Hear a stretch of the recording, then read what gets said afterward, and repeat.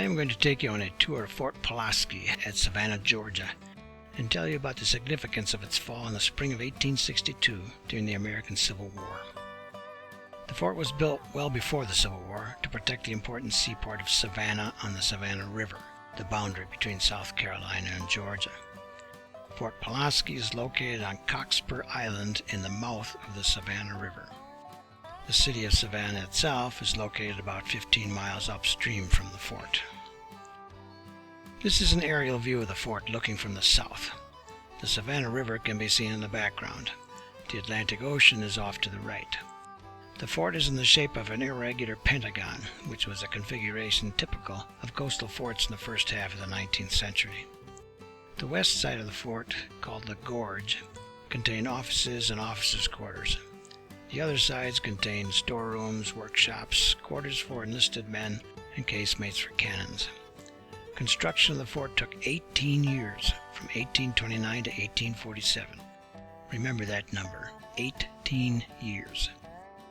The fort was named after the Revolutionary War hero Count Casimir Pulaski, a Polish volunteer officer who was mortally wounded in the Battle of Savannah in 1779.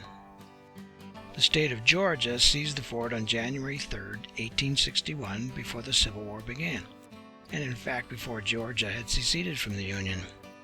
Seizure was simple because the United States had no garrison at the fort, just a caretaker. Georgia did secede on January 19th and joined the Confederacy. The war began on April 12, 1861, with the firing on Fort Sumter. Now I'll take you on a tour of the fort. This structure in front of the fort is called a demi-lune, which means half moon. At the time of the siege of Fort Pulaski, this demi-lune had buildings on it. This photo shows the moat around the fort. You can see the drawbridge leading to the sally port in the middle of the gorge wall. Note the brick construction. About 25 million bricks were used to build the fort. This view is what you see when you enter the fort through the sally port and look to the left. Note the entrances to the many casemates in the structure, the large rooms under the ramparts. If you walk to the corner and turn around, you see this, looking from inside one of the casemates. Just beyond those steps on the right is the entrance to the fort's powder magazine. The flash made the stone and bricks look pink. The powder magazine contained between 30,000 and 40,000 pounds of black powder during the siege. The powder would be poured into linen bags to serve as powder cartridges for the fort's cannons. This is a view of the interior of the fort from the ramparts, looking toward the corner with the powder magazine in it. Walking to another corner and looking back, this is what you see. Note the heavy timbers which I have circled. These were used to protect the fort's casemates from shells exploding on the parade ground. Timbers like that were erected around the entire inside of the fort during the siege. Here's another view of the interior of the fort. The powder magazine is in the corner to the right out of the picture. Note the artillery on the parade ground. Here's a closer view of the three guns. This squat cannon is a mortar. It reminds me of a plump toad. It could hurl large shells in high arcs. Mortars had short ranges and were not very accurate, but they were useful for siege work, shooting over the walls of forts, both by attackers and defenders. This is a 12-pounder field howitzer. The pounder designation referred to the weight of the shot fired. A cannon like this would have been used to repel a land assault by troops. A field weapon could be moved about on wheels, pulled by horses and caissons.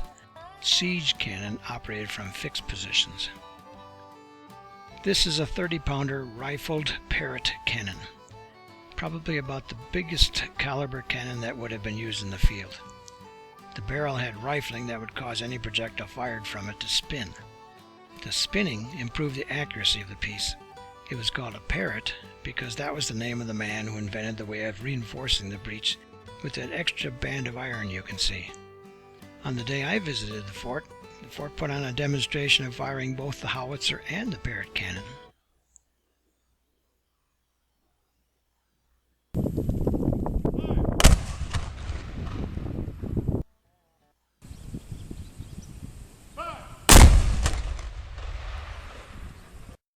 I made a much longer video, about 3 minutes, of the 30-pounder being fired. You can see the video on YouTube at the address shown, or see the second URL for that video and other videos of mine. This photo shows the entrance to one of the casemates. This one shows a cannon in a casemate. The cannon was fired through an embrasure in the exterior wall. The casemate gave the cannon crew a great deal of protection from counter-battery fire, but the cannons were low to the ground and did not have the range of cannons fired from the ramparts above. This cannon is covering the moat. It would decimate any troops making an assault across that drawbridge. These are other views of casemates. Note the bricks. That's a lot of bricks.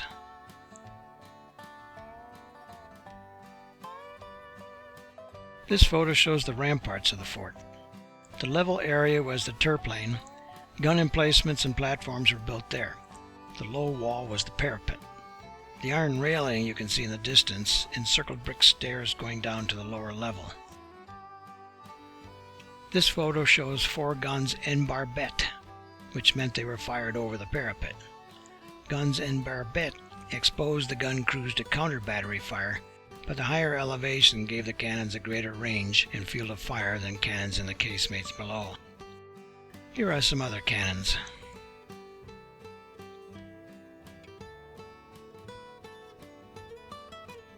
This cannon had part of its muzzle shot off in the artillery duel during the siege. This is a 4.5-inch Blakely rifle, imported from England by the Confederacy. This photo shows a view of the river as seen from a cannon position.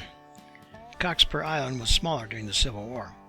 Over the succeeding years, soil dredged up from the channel was dumped onto the island and the island grew.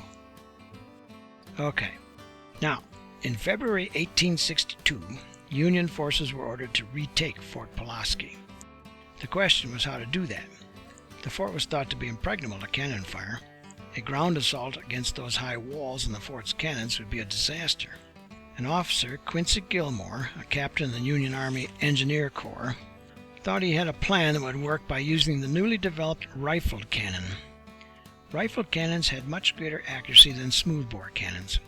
Perhaps enough accuracy that he could hit the same spot in the fort's wall often enough to actually knock a hole in the wall. His superior was skeptical but approved Gilmore's plan. First, Union forces cut off communication between the fort and Savannah by erecting batteries on the north and south sides of the Savannah River, between the fort and the city. The garrison could not be reinforced or resupplied, and they could not retreat to the city. But they were not particularly concerned because they had prepared for such a possibility. The fort was well provisioned.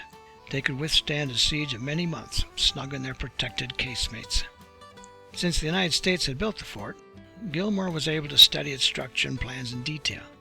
He set up his batteries on Tybee Island at a distance of about 1 to 2 miles. Such a distance would have made smoothbore cannons relatively ineffective, but Gilmore had confidence in his rifled guns. Here's the fort again. Gilmore would aim for this corner. If he could knock a hole in that corner, subsequent shells and shot would pass through the hole and hit the powder magazine in the far corner. Given the angle of his fire from Tybee Island, many projectiles would hit these walls.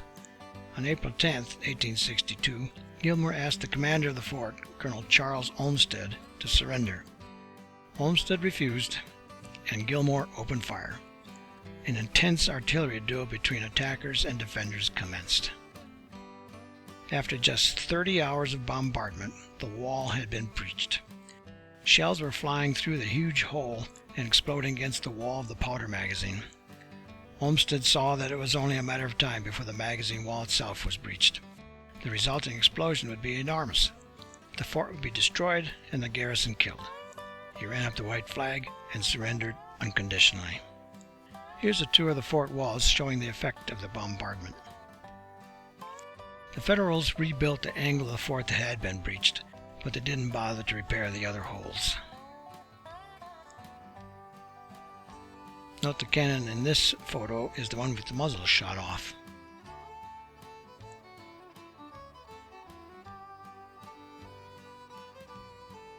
A fort that had taken 18 years to build had been hammered into submission in just 30 hours.